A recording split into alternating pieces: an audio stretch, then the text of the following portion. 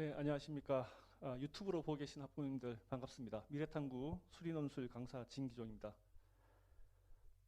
자, 지금 전적으로 온라인으로 진행되고 있기 때문에 지금 이 강의실에 저밖에 없습니다. 그래서 마스크를 벗고 얼굴을 보여드리면서 진행하도록 하겠습니다.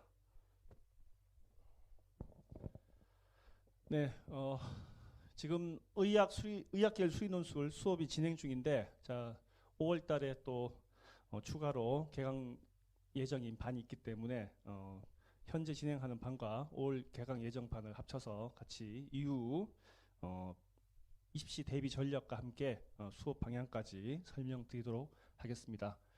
지금 PPT가 제 뒤에 나오고 있는데요. 이 자료는 저희 링크에 PDF 파일로 볼 수 있습니다. 그래서 화면이 잘 안 보이시고 너무 작으신 분들은 그 PDF 파일을 보시고 들으셔도 되겠습니다.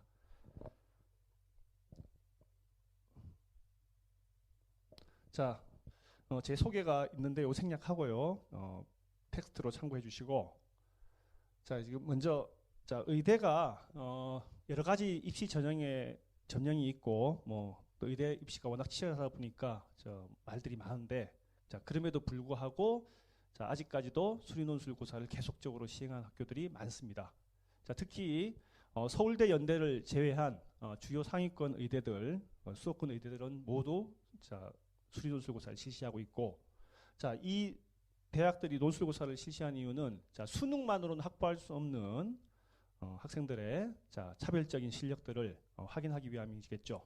그래서 수능 점수 문제 한두 문제를 가지고 대학의 등급이 몇 등급씩 바뀌는 이런 정시 상황에서 자, 상위권 대학들이 선택할 수 있는 좋은 학생들을, 우수한 학생들을 확보할 수 있는 전략으로 자, 수리논술이라는 이 시험은 굉장히 좋은 선택지가 되고 있습니다. 그래서 크게 제가 생각하는 방향으로는 세 가지가 있는데, 일단은 이제 평가가 용이하다, 이 부분이죠. 자, 학생들에게 충분한 시간을 주고 그 학생들이 실력을 발휘할 수 있는 적절한 문제를 내놓고 학생들이 답안지를 쓰게 하면 그 답안지만 가지고 학생들을 평가하게 되는데, 이 답안에 자, 쓰여진 내용들을 가지고 학생들의 자, 교양과 학력 그리고 미래의 발전 가능성까지 아주 많이 평가할 수가 있습니다. 자, 그리고 이제 변별력을 확보하기가 쉽죠. 영역별로 한 문제만 내는 게 아니고 고르게 많은 여러 가지 두세 문제, 많으면 5문제까지 내기 때문에 자, 쉬운 문제와 어려운 문제까지, 그다음 다양한 영역의 문제를 아우르면서 이후 자, 의대 입시 들어가서 공부할 수 있는 이과로서의 소양이 잘 되어 있는지를 확인하기가 좋습니다. 자, 그다음에 이제 결국에는 통하는 얘기인데요. 이러한 다른 시험, 이제 객관식 시험인 수능이나 자, 또 학교 내신을 통해서 확보된 자, 그런 지표를 통해서 확인되는 부분도 있지만, 그렇지 않은 실제로 이 학생이 자, 얼마나 자기가 아는 내용을 잘 전달하느냐, 그리고 그걸 어떻게 표현하느냐, 그리고 교수님이 출제한 문제의 방향을 잘 알고 그걸 어떻게 이해해서 어떻게 풀어가는가, 이러한 전반적인 학습 역량과 그다음에 학생의 자, 교양 수준까지 아울러 이 학생의 어쨌든 현재 학업 상태와 이후 학업 잠재력을 종합적으로 파악할 수 있는 자, 그런 시험은 자, 현재 수리논술 외에는 없습니다. 논술고사라는 시험 외에는 자, 이런 부분에 파악 가능한 시험이 없어요. 그래서 의대에서는 자, 이 시험을 굉장히 신경 써서 치르고 있고 계속 꾸준히 잘 준비해서 치르고 있습니다. 자, 현재 입시에서 이 수리논술고사가 어떻게 진행되는지 아직까지 많은 오해가 있습니다. 자, 그런데 6년 전에 정부에서 논술고사에 대한 지침을 발표해가지고 자, 이제 논술고사도 수능과 마찬가지로 아무렇게나 낼 수가 없습니다. 자, 막 기억하셔야 됩니다. 무조건 교과과정으로 수능과 마찬가지로 교과과정으로 한정돼서 출제가 돼야 되고, 아울러 교과 수준에서 풀이가 가능해야 됩니다. 그리고 대학에서는 이 부분에 대해서 자, 별도의 보고서를 제출해서 관계 기관에 이제 승인을 받아야 다음 해에도 그 시험을 유지할 수가 있습니다. 자, 그리고 수능은 지금 현재 다양한 형태로 지금 이제 바뀌면서 선택 과목이 발생하고 했는데, 자, 지금 대학에서 수능이 바뀜에도 불구하고 교과 전 영역, 그러니까 학통 기하를 모두 시험에 넣고 있습니다. 그리고 고등학교 1학년 수학도 실제로 반영하고 있습니다. 그러니까 수능은 학생들의 뭐 객관적인 평가 방식 때문에 어쩔 수 없이 그런 선택지를 준 건데, 자 의대 입시에서는 기하나 확통, 기초 수학이 오히려 자 미적분보다 이후에 의대 공부를 함에 있어서 이 학생의 학력에 더 큰 영향을 줄 수가 있기 때문에 자 그 부분도 필수적으로 반영하고 있습니다. 자 그리고 문제를 굉장히 명확하게 주려고 애쓰고 있습니다. 그래서 제시문 철저하게 잘 오해 없이 잘 주고 있고요. 그다음에 그와 관련돼서 학생들이 뭐 어찌 특이한 방법이나 아주 뭐 기발한 방법을 써가지고 풀이하는 것 이런 것보다는 제시문에 기초해서 문제 방향을 파악하고 그리고 문제를 이렇게 이런 방향으로 풀어라라고 알려주는 그런 소문항을 줌으로써 학생들이 그 부분을 자연스럽게 의식적으로 구성할 수 있도록 연계하는 자 그런 과정들이 연계 출제가 계속 잘 되고 있습니다. 그래서 이런 부분을 봤을 때 학생들이 수능 공부 외에도 자 지금까지 내신 공부 등등을 통해서 학업 역량을 기를 뿐만 아니라 자 수능에 한정된 그런 문제풀이가 아니라 학생의 좀 이해를 기초로 해서 그다음에 출제자의 출제 방향과 내용들을 두루두루 잘 파악해서 좀 적극적으로 문제 접근하고 풀이에 임하는 자 그런 학습 역량과 태도를 길러야 될 것 같습니다.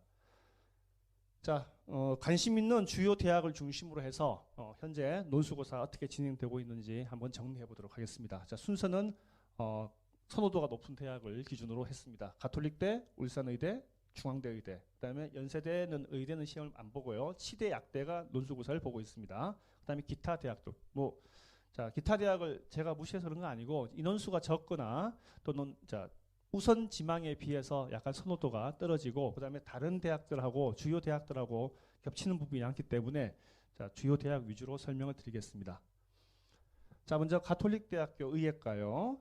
자 수리 논술만 실시하고 있습니다. 그다음에 수능 최저 기준이 조금 높습니다. 자 뭐 과학 그 3합 4 정도 되는 기준을 갖고 있고 3합 4 맞는 걸로 알고 있습니다. 예. 자 그래서 최저 기준이 높고 그다음에 뭐 과학은 자 평균에서 버림을 하기 때문에 1등급, 2등급 이렇게 받으면 1등급으로 처리가 됩니다. 그래서 다소 높은 거지 엄청나게 높진 않습니다. 이거보다 더 높은 학교도 뒤에 나옵니다. 자 그다음에 기존에 출제되는 방식을 보면 교과 관련된 제시문을 줍니다. 자 이건 굉장히 중요한데요. 이 문제를 풀 때 쓸 수 있는 공식이나 개념들이 이렇게 주어졌으니까 풀이 방향을 잡을 때 신경 써라 또는 참고해라 사실상 이렇게 해라라는 걸 알려주는 거죠. 그 다음에 문제도 그냥 한 문제 그냥 덩그러니 주고 풀어라고 하는 게 아니고 이 문제를 구성해 줬을 때 자 세부적으로 소문항을 2개, 3개로 줌으로써 자 문제를 단계적으로 풀 수 있게끔 해주고 앞 문항을 풀어서 뒷 문항을 해결할 수 있는 그런 문제 연계 자 이런 부분들을 구성해 줍니다. 그리고 이제 쉬운 문항과 고난도 변별력 문항을 자 복합적으로 출제해서 좀 학생들이 어쨌든 자 시험을 치고 나서 합격권 학생들을 보면 뭐 어느 정도 풀어야 합격이 된다라고 거의 명확하게 나오는 전형적인 현재 논술고사의 방향을 지니고 있는 학교가 되겠습니다. 자 그런데 작년 문제가 지금 문제와 자 대학의 풀이 해설이 공개가 되었는데요.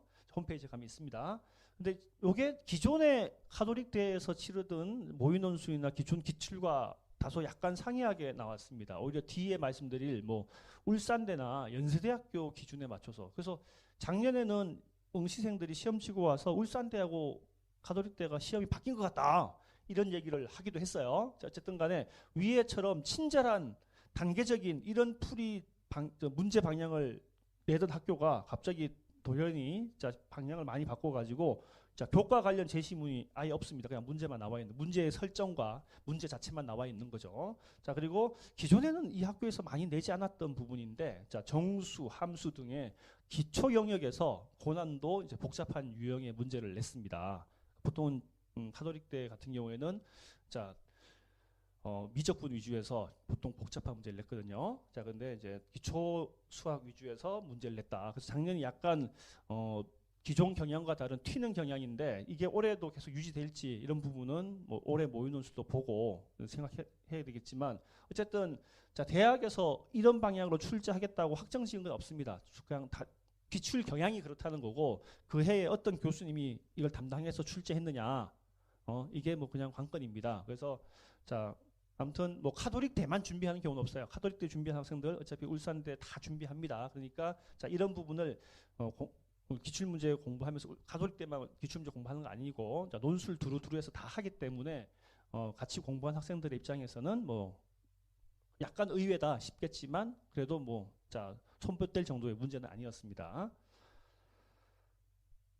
자, 그다음에 울산대, 자 카톨릭대하고 같은 날 같은 시간대에 시험 보기 때문에 자 동시에 시험 볼 수 없고 카톨릭대, 울산대 한 개만 자 시험 쳐야 됩니다.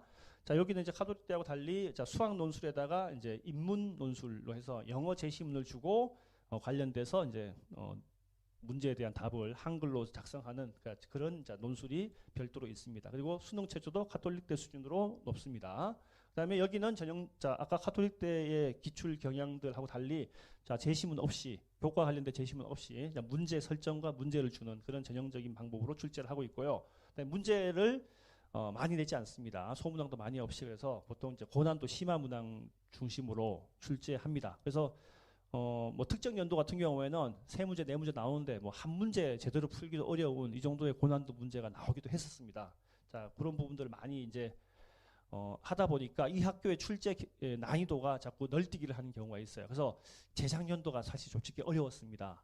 그런 경우에 뭐 반사적인 경향인지 모르겠는데 작년 같은 경우에 자 기존 기출에 비해서 다소 굉장히 평이하게 나왔고요. 그 다음에 자 이 학교가 문제에 대해서 소문항을 여러 개 주는 그런 형식의 문제를 잘 내지 않는데 자 작년에는 마지막 문제 공간도용 관련된 문제가 공간도용이 현재 의대 준비한 학생들 입장에서 기하를 선택하지도 않고 이러다 보니까 좀 난이도가 있다고 생각했는지 교과 개념들을 좀 잘 정리한 부분으로 소문항으로 좀 쪼개서 내줬어요. 그래서 함수, 학통, 공간도형 뭐 이런 부분으로 자 출제를 했습니다.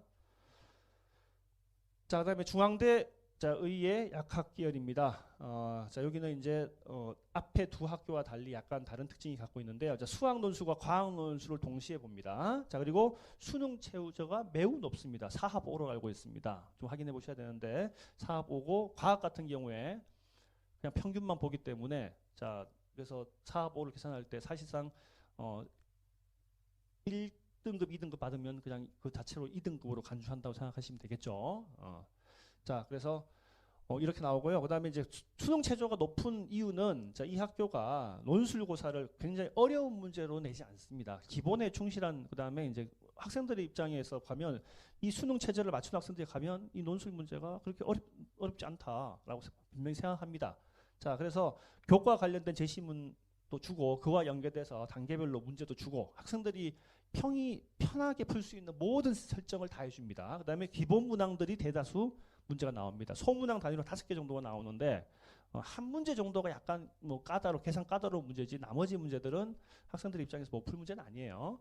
자, 근데 이게 이제 결정적인데 문제가 쉽다 보니까 자, 앞에 두 학교들 같은 경우에는 거의 백지 답안입니다. 그러니까 자기가 필요한 만큼 문항 번호를 줬고 답안을 작성할 수 있는데 여기는 소문항마다 답란이 정해져 있습니다. 이 답란이 뭐 15줄밖에 못 쓸 정도로 굉장히 작습니다. 그래서 이걸 미리 준비 안 해가고 이걸 모르는 학생들이 시험 가면 굉장히 당황하거든요. 그래서 수능 최저가 높고 그다음에 자 문제가 쉬운 대신에 자 답란과 서술 분량과 형식이 제한돼 있다. 자 그 얘기는 굉장히 잘 정리된 최적의 답안을 작성해라. 그게 이제 평가의 핵심이겠죠.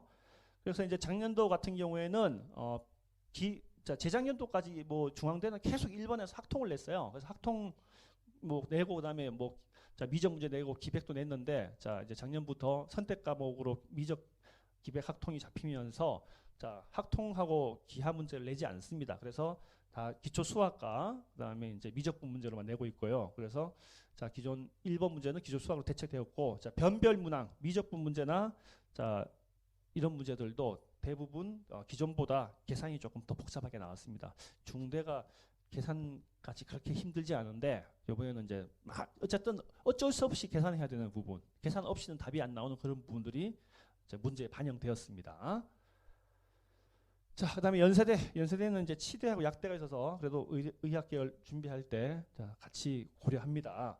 자, 여기도 이제 수학 논술, 과학 논술 같이 보고요. 그다음에 여기도 이제 제시문이 없는 그런 문제 단독 출제되는 그런 방향으로 내고 있고, 대신 이제 소문항 연계 위주로 소문항들을 문항을 쪼개가지고 소문항을 단계적으로 줌으로써 학생들이 잘 풀 수 있게 해주고, 아울러 그렇게 함으로써 이제 대학 입장에서도 뭐 많은 학생들이 시험을 응시하니까 평가를 용이하게 진행할 수 있죠. 어떤 방향으로 뭐 새로운 방향으로 푸는 걸 기대하는 게 아니고 당연히 그 방향으로 풀게끔 기대되는 그런 답안지를 보게 될 거니까요. 그 다음에 미족 학통 기백을 아주 고르게 영역별로 하나씩 철저하게 출제하고 있습니다. 그 전년도 같은 경우에는 뭐 1번 문제를 제외하고 나머지 문제들이 소문항이 2개, 3개 이렇게 나왔어요. 그냥 이 소문항 1번이 반드시 2번을 푸는데 핵심적인 풀이 전 단계입니다. 그런 식으로 문제가 그냥 문제 설정과 소문항을 딱 흐름을 보고 앞에 걸 해결하면 뒤에 게 따라서 자연스럽게 해결해지는 구조를 가지도록 문제를 구성해 줬습니다. 그래서 이런 문제 설정과 소문항의 질문 내용들을 잘 파악하면 학생들이 무난하게 답안을 쓸 수 있는 그런 문제로 출제가 되었습니다. 이제 그 외 대학으로 관심을 가지고 있는 대학, 성대, 연세대, 원주, 미래 캠퍼스라고 하죠. 그다음에 경희대, 인하대, 아주대. 핵심만 간단하게 정리하겠습니다. 이제 성균단관대는 올해부터 논술고사를 의학 계열로 5명 뽑는 논술고사가 실시가 되는데, 기존 경향을 보면 중앙대보다는 다소 어렵게 나온다. 물론 수능 최저 높습니다. 매우 높습니다. 근데 중앙대보다는 다소 어렵게 나오지만 뭐 아까 얘기했던 연대나 카톨릭대, 울산대 정도의 비길 정도는 아니다. 이렇게 생각하시면 되겠고요. 그다음에 이제 연세대, 원주 역시 중앙대하고 뭐 수능 최저, 그다음에 과학 논술을 본다는 점에서 뭐 굉장히 많이 유사합니다. 그리고 문제도 중대 비슷하게 좀 쉽게 나왔는데 전년도 역시 계산 분량이 좀 많은 문제가 나왔습니다. 작년에 무슨 일이 있었나 봐요. 코로나 때문에 교수님들이 수업을 안 하셔가지고 문제 뭐 계산할 여유가 많으셨는지 계산 많은 문제를 내셨네요. 그다음에 이제 경희대, 역시 중앙대와 유사한데 과학 논술도 보고 수능 최저 있고 한데 수능 최저가 조금 낮습니다. 좀 낮고요. 그다음에 이제 수학 난이도가 좀 다소 높습니다. 중앙대에 비해서는 많이 높고요. 그다음에 이제 최근 연도, 재작년도 2년 전부터는 원래 이제 경희대가 설정 하나, 제시문 하나와 교과 관련 제시문과 문제 설정을 준 다음에 소문항을 4개 정도를 연달아 쭉 주면서 그냥 문제를 쭉 풀어가는 그런 형식이었는데, 이제는 2세트의 문제를 주네요. 2세트의 문제를 주고, 한 세트는 이제 아까 했던 연대나 울산대처럼 아예 제시문이 없어요. 문제만 주는 거죠. 문제만 주는 그런 단독 문제형을 주고, 그다음 다른 하나는 예전과 같은 방식으로 교과 제시문에다가 단계별 유형을 문제를 주는 그런 2가지 유형을 복합적으로 지금 출제하고 있습니다. 그다음에 이제 인하대 같은 경우 수학 수리 논술을 보는데 이 문제가 굉장히 많이 나와요. 그다음에 이제 문제도 교수님들이 굉장히 신경 써서 계산도 많고 논증형 문제도 있고, 다른 학교 요즘 의대 논술이 논술형 문제를 거의 안 내는데 여기는 꼭 냅니다. 그래서 좀 보면 이 인하대 치르는 학생들이 굉장히 부담스러워하는데 합격생들 기준으로 보면 이 문제 4세트 전부를 푸는 학생들은 거의 없습니다. 그 정도 다 푸실 정도 시간도 나오지 않고요. 그래서 전문항 완성은 곤란할 정도의 열심히 출제를 하고 계신데, 학생들이 저걸 위해서 저 인하대 문제를 모두 풀기 위해서 입시를 준비하는 것은 제가 볼 때는 좀 비효율적이라고 생각합니다. 그거 할 시간에 수능 공부 다 하시고 등급을 높이고 해서 다른 대학의 논술 준비를 완성도를 높이는 게 더 효과적일 것 같아요. 그다음에 아주대는 수학과 과학 논술은 생명 논술로만 특화되어 있습니다. 다른 건 못합니다. 그리고 이 대학은 제시문, 그다음에 소문항 연계가 아주 충실하게 돼 있어가지고 제시문도 2페이지 이상이 굉장히 길기 때문에 이걸 충분히 독해를 한 다음에 문제를 접근해서 차분히 풀어가는 그런 구조의 시험입니다. 이렇게 대학별로 시험의 경향과 작년 출제 특징에 대해서 말씀을 드렸고요. 이제 우리 고3 최상위권 수리논술, 이런 수리논술의 방향과 대학별 경향을 비춰봤을 때 어떻게 해야 될까요?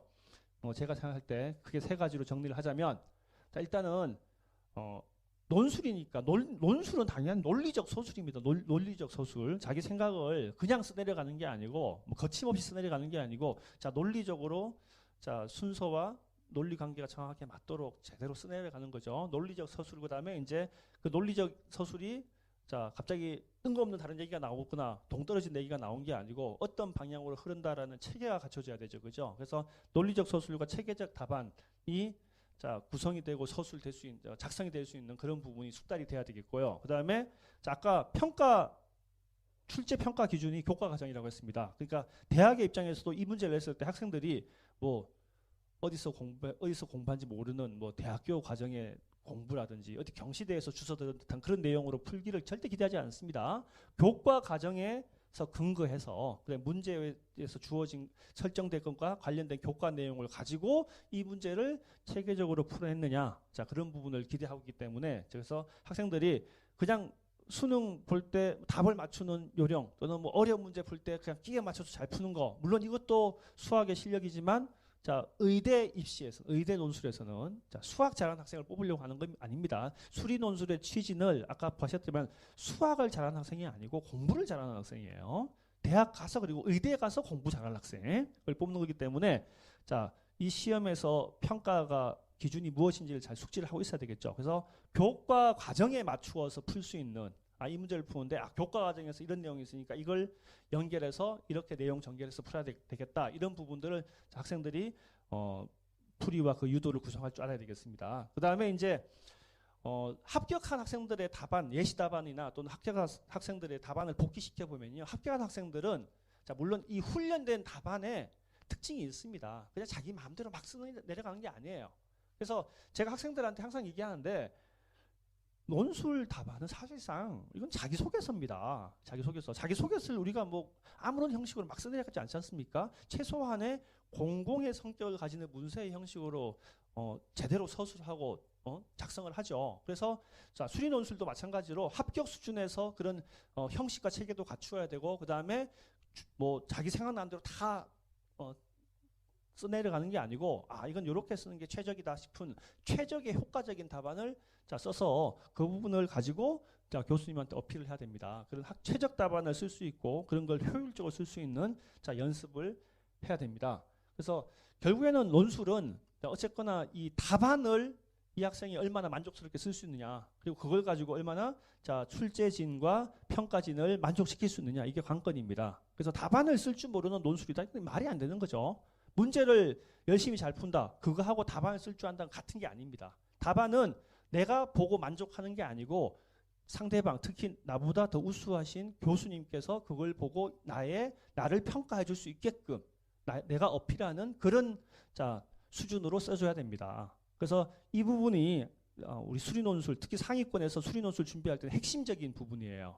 막 무조건 어려운 문제 많이 풀고 자 뭐 많이 안다고 해서 시험을 잘 보는 게 아니죠.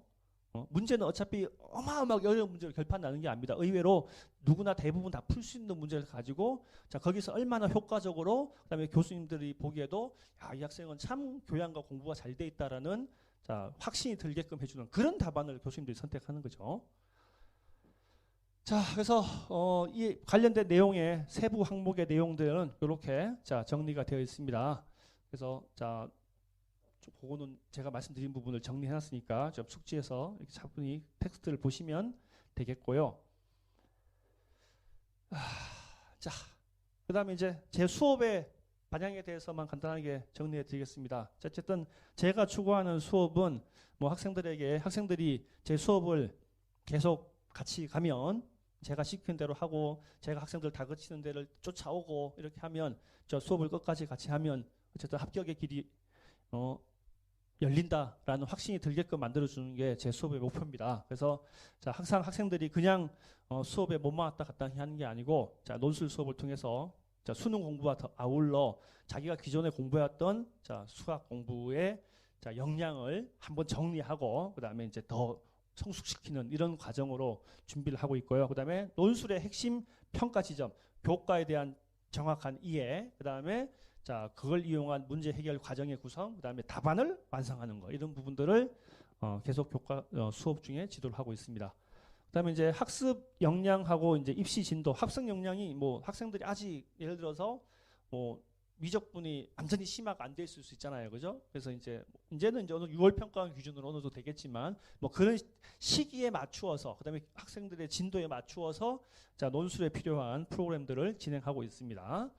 자, 그다음에 이제 그런 학습 경향에서 현재 입시에서 아까도 이제 보셨듯이만 기초 수학 부분들도 굉장히 많이 강조되고 있어요. 미적분만 가지고는 문제를 푸는 게 아니고 미적분 플러스 자 우리 고등학교 1학년 때 했던 집합 뭐 그다음에 함수 이런 기본 개념에 대한 정확한 이해, 그다음에 정수, 뭐 다항식 등등 고등학교 1학년 수학에서 다뤘던 부분을 적용하고 이해하는 것도 잘 다룰 줄 알아야 됩니다. 이와 같이 현재 입시에서 많이 강조하고 있는 이런 부분들을 학습 진도에 잘 반영을 해서 수업을 진행하고 있습니다.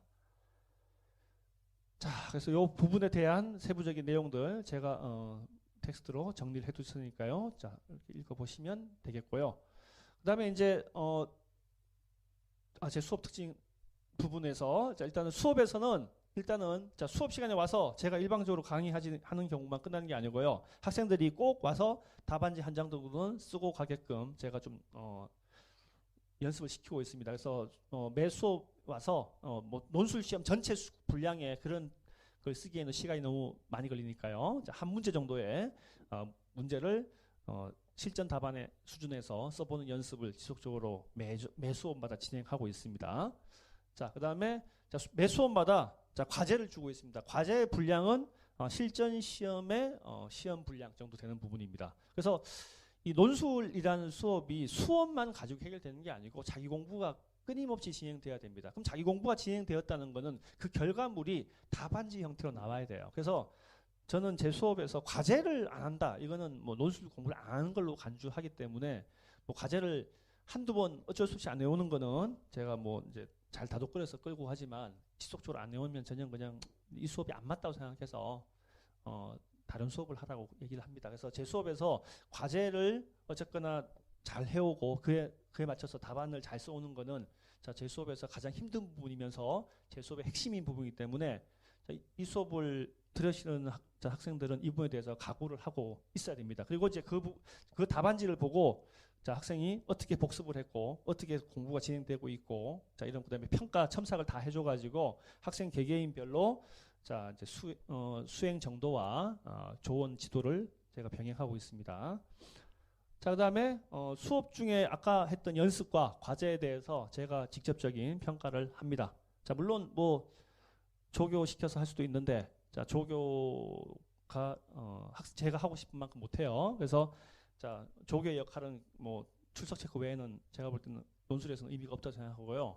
당연히 대학에서도 교수님께서 평가를 하는데 최소한 거기에 대한 걸맞게 선생님이 직접 학생들을 책임지고 답안을 어떻게 쓰는지 잘 쓰고 있는지 하나하나 꼼꼼하게 체크를 해서 지도를 해줘야 된다고 생각합니다. 그래서 저는 그 부분을 그렇게 하고 있고 그걸 가지고 답안을 결과를 가지고 학생들의 학습이 어떻게 진행되고 있는지 이력을 관리하고요. 이후에 이 답안들이 물론 지금 처음 왔을 때는 당연히 뭐 잘 못 쓸 수 있지만 이후에 진행되면서 점점 좀 나아질 겁니다. 이 나아지는 추세를 가지고 우리 9월달 원서를 씁니다. 그러면 8월 말경에 상담을 드릴 텐데 어떤 논술고사가 적합하겠다, 어떤 대학을 선택하는 것이 좋겠다 등등 어디가 더 강점이 있다. 예를 들어서 카톨릭대학 울산대가 경향이 약간 다른데 어디가 선택하겠다 이런 부분들을 그냥 막연하게 말씀드린 게 아니고 이 학생의 답안 그다음에 이 문제 답안을 할 때 여러 가지 문제를 풀어봤는데 어떤 유형이 더 강한 강점이 있더라 이런 것들을 답안을 그동안 평가를 한 걸 보면 다 알 수가 있습니다. 그래서 그런 부분을 가지고 이후에 합리적인 입시 지원 상담을 해드리도록 하겠습니다. 자, 그래서 제가 우리 미래탐구에서 오픈반으로 개설하고 있는 반은 기존 반은 월요일 반이 있고요. 신규 반이 토요일 반이 있습니다. 시간 이렇게 되고 있고 개강과 재개강 시간 이렇게 나와 있습니다. 의학 계열 하고 그다음에 이제 뭐 연대 상위권 20계열까지 모두 커버하는 학습을 하고 있고요. 그래서 교과 기본부터 고난도 실전까지 실제적으로 체계적으로 연습하고 있습니다. 그리고 제일 중요한 거는 저는 제가 일방적으로만 떠들고 수업하는 게 아니고 학생들이 실제로 성과를 남겨야 됩니다. 그래서 답안 작성하고 쓸 수 있는 능력, 그다음에 그것을 평가해주고 관리하는 방식으로 수업을 진행하고 있습니다. 수업 시간표에 대해서 나와 있는데 요건 참고해 주시기 바랍니다. 기존 반은 이미 요건 진행한 거고요. 그다음에 이제 이후에 2부, 3부 제 수업을 크게 이제 3부로 나누고 있는데 1부 이미 진행했고요. 2부 미적분 활용과 심화에 관련된 부분으로 3부, 그다음에 이제 학통조합 기하, 학통 기하죠. 그리고 이제 실전 파이널 이렇게 진행됩니다. 자, 학통 기하는 논술에서 출제가 되는데, 자, 핵심 테마가 핵심이 되는 부분이 뭐 미적분이나 기초 수학 부분이기 때문에 여기를 최대한 여름 방학 때까지 한 다음에, 자, 막바지에 이제 자, 이 학통 기하가 무슨 최고의 변별력 문제가 나오는 게 아니고, 자, 이 부분은 아까 기출 전년도 기출 언급해 봤겠지만, 그때도 말씀드렸죠. 그냥 핵심 개념들을 정확하게 잘 알고 있냐, 그걸 다룰 줄 아느냐 정도에서 확인하기 때문에, 자, 그런 부분들을 정리하는 수준에서 자, 수업이 마지막 3부에서 진행이 됩니다. 자, 그다음에 이제 신규반, 자, 5월 달에 이제 5월 7일 날 개강하는, 자, 토요일 2시 5시 반입니다. 자, 여기는 이제 2부로 진행될 텐데, 앞서 했던 기존 반의 3부 커리큘럼을 좀 압축적으로 가져가고, 똑같이 횟수는 안 나오니까 다 똑같이 할 수 없지만 그래도 중요한 부분들은 빠뜨리지 않고 하기 위해서 좀 열심히 가겠습니다. 그래서 이제 1부는 5월, 7월, 8월, 6월 달은 내신 휴강이고요. 5월 달 한 달 전체, 7월 후반부터 8월 초반까지 진행해서 8강 정도로 해서, 자, 교과, 고교 수학, 기초 수학과 미적분 기초에 대한 핵심적인 부분들, 그다음에 답안 작성 훈련들을 진행할 겁니다. 그다음에 자, 기존 반 수업의 2부, 3부를 합쳐가지고, 자, 하나의 교재로 해서 8에서 10강 정도 8, 9, 10월 달에 진행할 예정입니다. 그래서 미적분 심화와 학통 기하의 필수 내용을 중심으로 이와 같은 자, 수업을 진행할 계획을 가지고 있습니다. 자, 이렇게 해서 이제 신규반 5월 7일에 개강하는 신규반. 자, 지금 오늘 이제 제 설명의 목적은 이 신규반 모집입니다. 신규반에 대해서, 자, 이게 좀 빠듯해요. 지금 보면 뭐 8강 잡고 최대한 뭐 해서 18강을 하는데, 18강을 가지고 16강에서 18강 가지고 의대 논술이 입시가 준비되겠는가? 쉽지 만만하지 않죠. 그러니까 더더욱 학생 개개인이 이제 신규반에 합류한 학생 개개인의 이제 논술 수업에 대한 집중도, 그다음에 이제 과제 준비 철저하게 하는 게 매우 중요하겠습니다. 그래서 이제 학생들이 이제 3, 4월 이제 중간고사 지나가면 이제 진짜 고3이겠죠. 고3답게 공부할 줄 알고 고3다운 성숙된 자세로 매 수업에 임할 거라고 기대하기 때문에 좀 이런 압축된 수업도 잘 할 수 있을 거라고 저는 기대하고 있습니다. 그래서 자, 이렇게 신규반을 이렇게 구성해서 이제 좀 의대 논술의 입장에서는 회차도 조금 부족하고 빠듯하지만 그래도 자, 핵심적인 부분을 중심으로 최선을 다해서 진행을 할 수 있는 하면 충분히 성과를 가져올 수 있으니까, 자, 의대를 생각하시는 학생과 학부모님이라면 관심을 가지고 적극 자, 수업에 참여 부탁드립니다. 자, 일단 제가 오늘 준비한 것은 여기까지입니다. 예. 많이 나오는 질문인데 이거 하나 하면 되겠습니까? 예, 하나 올라오셨는데요. 수의논술 출제 범위에 학통이 들어있죠. 자, 학통이 들어있는데, 자, 학통을 수강을 해야 되는가? 이 부분인데, 학통을 학교에서, 문제가 이제 학교에서 아예 진행을 안 한 경우가 있어요. 원래는 사실은 이 학통 기하를 다 해야 되는 걸로 알고 있는데, 일부 학교들이 아예 학통을 안 하더라고요. 자, 이런 경우에는 아까 제가 말씀드렸듯이 수능 목적이 아니고 뭐 내신을 다루는 정도 수준에서, 자, 고등학교 학통의 핵심 개념을 익히기 위해서는 학교 수업을 안 했다면 이 부분은 뭐 학원 수업을 통해서라도 아니면 온라인 수업을 통해서라도 교과서 정도 개념을 다루는 수준의 학습은 해야 된다고 봅니다. 그렇다고 해서 뭐 이거를 자, 수능 준비 수준까지 맞춰서 하실 필요는 없고요. 그다음에 그 정도 교과 개념 수준의 학습이 되면 논술에 필요한 핵심적인 내용이라든지 그다음에 거기에 관련된 핵심 서술 같은 건 제가 아까 말씀드렸듯이 뭐 자, 논술 후반부에서 학통과 기하를 다루는 과정에서 충분히 훈련을 시키기 때문에, 그런데 기본 개념, 교과 기본 개념 정도 수준에서의 학습은 따로 하셔야 될 것 같습니다. 학교에서 수업을 진행했으면 관계없습니다. 예. 네.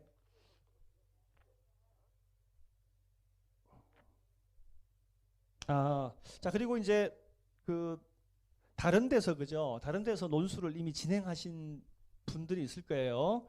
자, 이런 부분에 기존 반으로 가는 게 좋을까요? 아니면 뭐 이제 신규 반으로 오는 게 좋을까? 이런 질문이 충분히 가능합니다.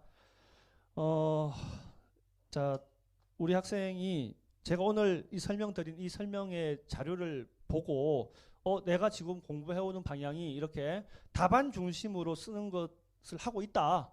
그리고 나는 답안들 많이 써봤다. 그리고 뭐 그 학원에서도 기존 수업에서도 답안 잘 쓴다는 평가를 많이 받았다. 그런다면 저는 뭐 기존 반으로 와서 수업해도 관계 없다고 생각합니다. 그러나 자 그러지 않은 경우가 많더라고요. 그래서 제가 생각하는 방향 그러니까 문제만 풀었지 실제 답안을 쓰거나 이런 부분들에 대해서 턱없이 아예 안 돼 있는 그런 경우에는 그냥 자 처음부터 그냥 답안 쓰기 중심으로 시작하는 신규 반에 오는 게 자 맞다고 생각합니다. 그 부분을 자 그러면 학생하고 같이 오늘 설명의 자료를 보시고 판단하셔서 결정하시기 바랍니다. 예. 네. 자 과제는요. 아까 실전 시험이 보통 3-4문제 나갑니다. 세트로요. 3-4문제 나가는데 그 실전에서는 그걸 학생들한테 2시간 정도 시간을 줍니다. 근데 뭐 과제를 제가 그 정도 분량을 들었을 때 2시간 만에 해온다 그러면 뭐 내일 당장 시험 보러 가야 되는 학생이죠. 그건 말이 안 되고요. 자 보통은 제가 과제를 실전 분량으로 내게 되면 합격생들이 뭐 물론 시간이 지나면 지날수록 그 이제 소요 시간은 적게 되는데 논술 처음 한 학생들 같은 경우에는 보통 한 대여섯 시간 실전보다 한 두세 배 시간을 쓴다고 생각하셔야 돼요. 왜냐하면 일단은 문제를 보는 집중력, 이해력이 떨어지고요. 그다음에 이제 답안 쓰는 부분들도 아니 숙달이 안 돼 있으니까 시간이 많이 걸리죠. 그래서 시간이 허락하는 한 많이 초반부에는 많이 쓰는 게 좋습니다. 뭐 어쨌든 자기가 논술을 정말 적극적으로 해야 되겠다 하면 과제라는 것이 이게 의무 사항은 아니지만 사실 자기 공부의 과정이잖아요. 그래서 답안 쓰기 위한 훈련을 지속적으로 하는 거기 때문에 시간 나는 대로 최대한 많이 활용해서 저는 처음이라면 뭐 3시간 이상, 6시간까지도 할애할 준비를 하셔야 되겠고 나중에 이제 후반부 익숙해지면 실전 시간과 거의 비슷한 2시간 정도에서 대부분 과제를 우리 합격생들 수준에서도 해결해 오더라는 거 참고해 주시면 되겠습니다. 네, 또 다른 질의 없습니까? 예, 자 그래서 질의 여기까지 해서 자, 오늘 라이브로 진행한 논술 설명에 마치도록 하겠습니다. 자, 감사합니다.